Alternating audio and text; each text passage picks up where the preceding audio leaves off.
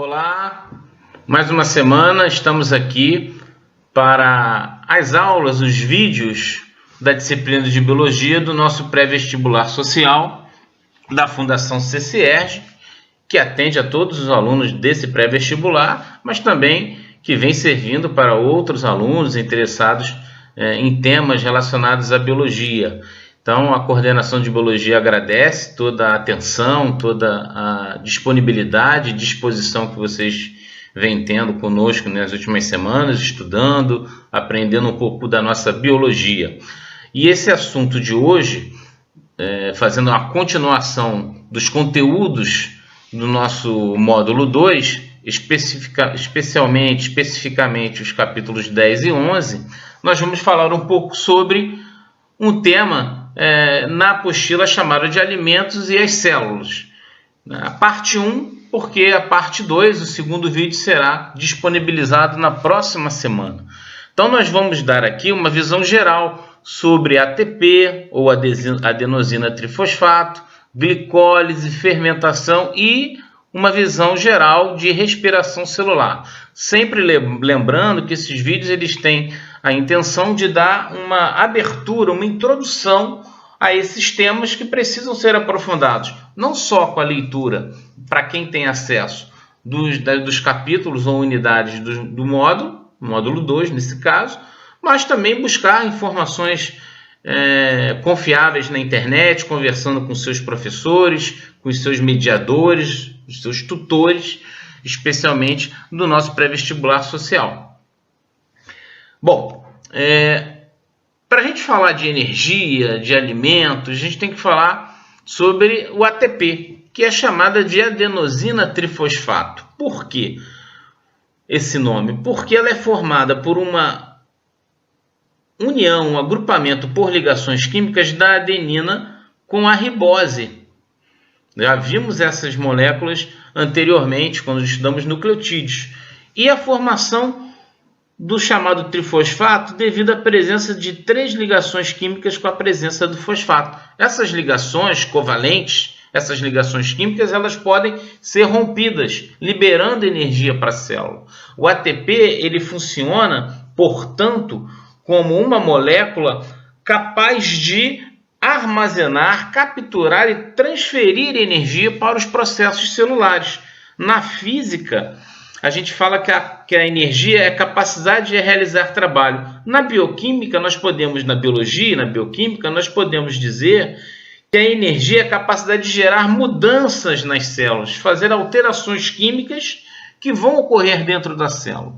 E nesse processo de geração de energia armazenada na molécula de adenosina trifosfato, nós temos muitas das vezes a função fundamental da mitocôndria, que está nessa imagem aqui, que tem um destaque de uma mitocôndria no interior de uma célula eucarionte. Vamos relembrar depois a diferença de células procariontes e células eucariontes nos vídeos anteriores.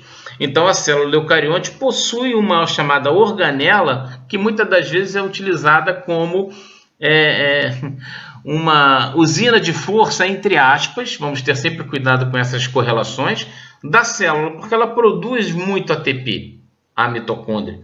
A mitocôndria, nós vamos também futuramente fazer um detalhamento, mas a gente tem que saber desde já que uma mitocôndria é formada por uma dupla membrana, que a membrana interna faz invaginações, estão representadas aqui nessa microfotografia.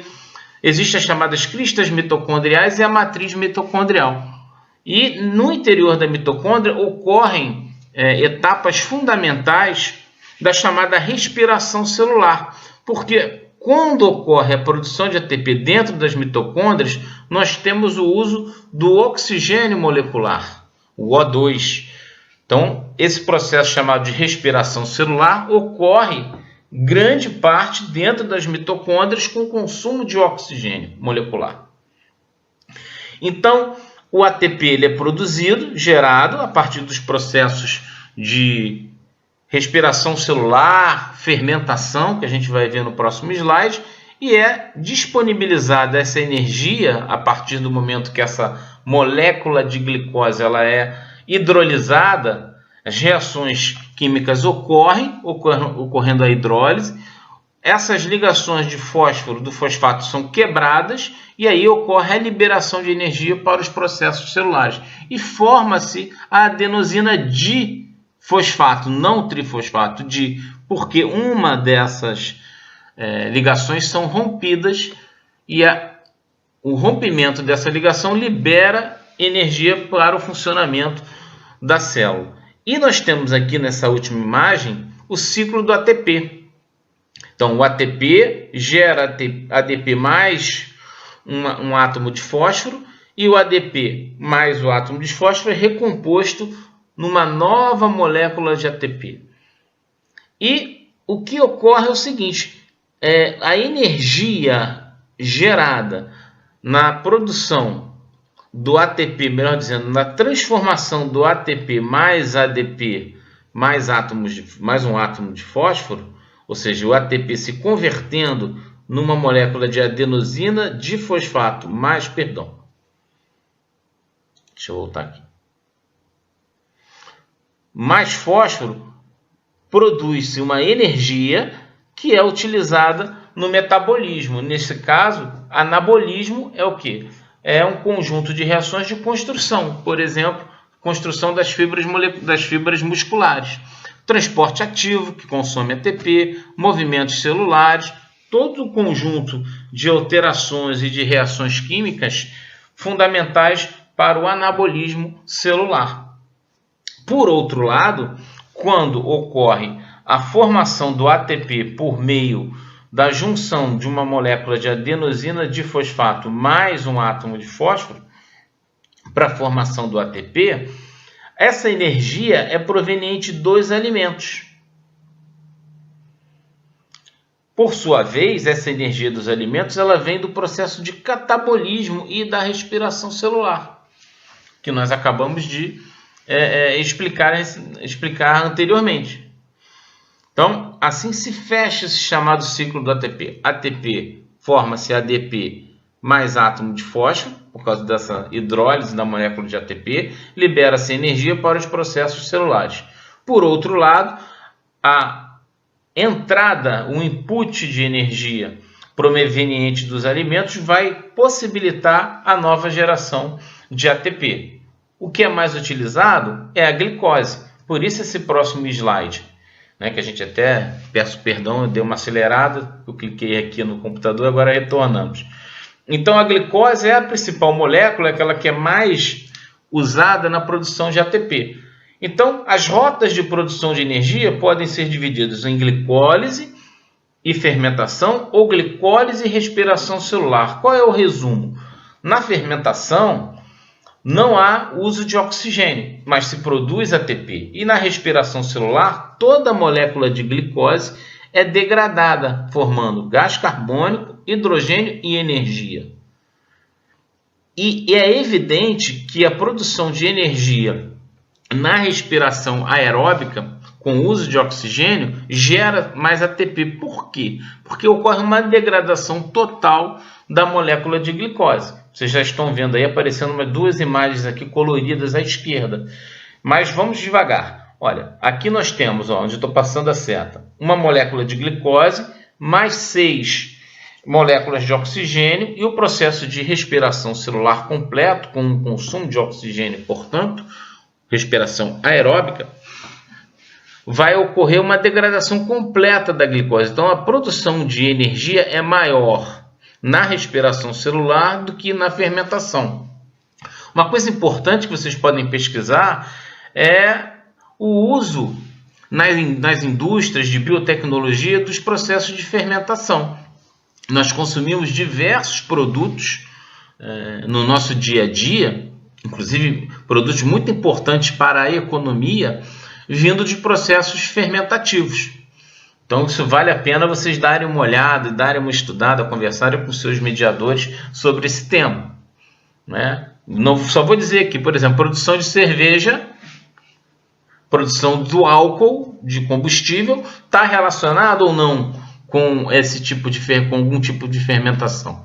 Então fica aqui essa pergunta, essa indagação para vocês pesquisarem. Então, na glicólise, ó, aqui estou vindo para a esquerda, você tem a formação da glicose em piruvato. Isso acontece no citoplasma, ainda não tem entrada de nenhuma molécula dentro da mitocôndria, e ainda no citoplasma, na ausência de oxigênio, faz-se a fermentação. Você vai encontrar na literatura diversas bactérias e fungos que fazem fermentação. Células musculares podem fazer fermentação. Quando você faz muito exercício, não está muito acostumado a fazer exercício, começa a ir para uma academia ou correr, ou quando os jogadores, os atletas voltando agora da pandemia, começaram a jogar, tem muita cãibra, tem a ver com o processo fermentativo, porque consome-se todo o oxigênio e as células musculares começam a fazer fermentação.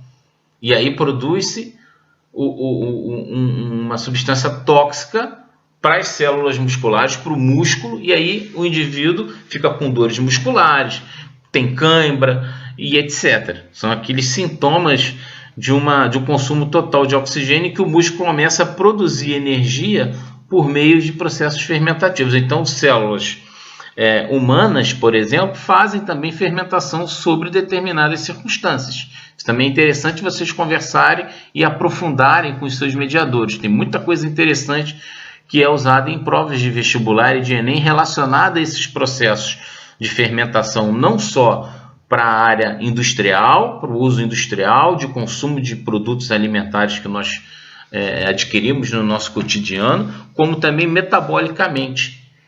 No metabolismo, o que é o metabolismo? É o conjunto de reações químicas que ocorrem no nosso organismo, por exemplo, ou na célula. Sejam reações de construção, chamado de anabolismo, ou reações que fazem degradação de substâncias, o chamado catabolismo. Na fermentação, nós não temos a presença de oxigênio. Por outro lado, na respiração celular ocorre a presença do oxigênio, como nós falamos, e aí dentro da mitocôndria vai ocorrer duas etapas importantes, que é o ciclo do ácido cítrico, também chamado ciclo de Krebs, e a cadeia de transporte de elétrons, que vai ser fundamental para a degradação completa da chamada molécula de glicose lá no início. Percebo que no início, tanto na respiração aeróbica ou na respiração anaeróbica, na fermentação, essa etapa de glicólise é similar, está aqui em amarelo e amarelo. Mas, com a presença de oxigênio, ocorre um prosseguimento, eu vou dizer assim, de degradação das moléculas de piruvato. E aí você tem uma produção muito maior de energia. Muitas dessas informações estão complementares também no módulo, na unidade 10 e na unidade 11, como também outras fontes da literatura. Vocês podem fazer boas pesquisas aí no Google, conversar com seus professores, seus mediadores, para aprofundar esses conhecimentos. Então, percebam que na fermentação alcoólica ou na fermentação lática, que são as mais conhecidas e estudadas, há produção de ATP, mas há uma produção menor de ATP. Não estou falando quantos ATP são produzidos aqui. Tá? Isso aí a gente vai conseguir ver no aprofundamento do material. Mas na respiração celular, a produção de energia é muito maior quando a glicose vai ser decomposta, degradada a partir da presença de oxigênio. Sendo que a glicólise e a fermentação vai ocorrer fora da mitocôndria. As etapas de ciclo do ácido cítrico e cadeia de transporte de elétrons vão ocorrer dentro da mitocôndria. E aí, aquelas estruturas da mitocôndria são importantes que eu falei, a matriz mitocondrial, as cristas mitocondriais, para que ocorra a produção eficiente de ATP. Eficiente, que eu quero dizer aqui, é uma produção maior de ATP a partir de uma molécula de glicose que é disponibilizada para a produção de energia. Eu gostaria de fechar esse vídeo dessa semana agradecendo a vocês e sugerindo, como sempre, aos alunos do nosso pré-vestibular social que façam a leitura dos capítulos, neste caso aqui não é só de um capítulo, do capítulo 10 e do capítulo 11, façam as atividades, porque são capítulos com muitas atividades a serem desenvolvidas, que vão ajudá-los muito fortemente na compreensão e na apreensão dos conhecimentos discutidos nesse vídeo, e aprofundem esses conteúdos com os seus mediadores. Os processos fermentativos, como eles são usados na indústria, por que realmente se produz mais energia quando você faz, quando é feita nas células uma degradação com a presença de oxigênio, com o uso das estruturas das mitocôndrias. Se existem células, se você faz muita musculação, será que os seus músculos vão ter mais mitocôndrias? Vai haver um desenvolvimento, uma produção maior, uma quantidade maior de mitocôndrias nas células de um indivíduo que faz musculação ou de um indivíduo que é mais sedentário? É uma questão importante também. Muitas das vezes isso pode cair como questão de prova. Então tem várias questões aí interessantes que podem ser e devem ser aprofundadas nessa semana de estudos. Comente os nossos vídeos, discutam no site no site e no canal principalmente do YouTube do PVS, e discutam com seus mediadores. Um grande abraço, fiquem firmes, cuidem-se, evitem aglomeração e até a semana que vem. Um abraço.